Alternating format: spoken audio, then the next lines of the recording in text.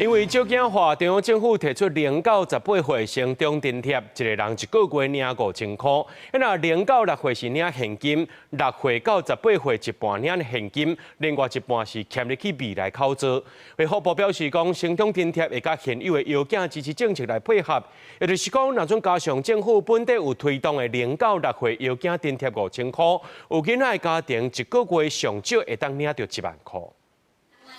搶救這陣囡仔生少的問題，中央閣推出0歲到18歲成長津貼的政策，希望刺激生育率。甲這陣幼兒津貼比較，幼兒津貼6歲進前，頭一個子女每個月5000塊，第二個子女每個月6000塊，第三個以上每個月7000塊。發的方式是專業現金。成長津貼是0歲到18歲，每人每個月5000塊；0歲到6歲專業現金，6歲到18歲一半現金，一半寄入去未來口座。共同的所在是兩者攏無排付。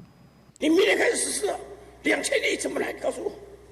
我們在考慮這個政策對策的時候，我們當然有考慮到國家財政的結構跟能力。對於我們的一些的比較辛苦的弱勢的這個家庭，其實這一部分能賠不起了。最後我提個很大膽的了，老實講，這個這些真的不如說生一胎給100萬吶，這個更好了，認真思考了。那更要考慮財政問題。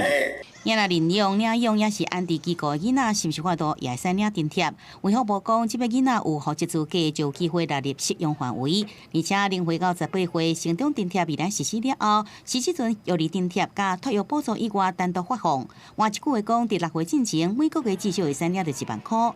有這個成長津貼議題引發議論，也正做選舉並政見牛肉焦點。台北市長蔣萬安呼籲講，幼兒的政策地方會使甲中央鬥陣來拍拼。台北市政府，我們在過去這幾年也率全國之先推了非常多友善育兒的政策，地方的中央就會一起共同努力，打造更加友善育兒的環境。加碼0到6歲的孩子，我們每個月再加個1000元，用更多具體的作為來支持年輕的父母們。每長選高雄市長的民進黨立委賴瑞良表示響應，發出政見，佫增加高雄0歲到6歲囡仔每個月佫再加1000塊。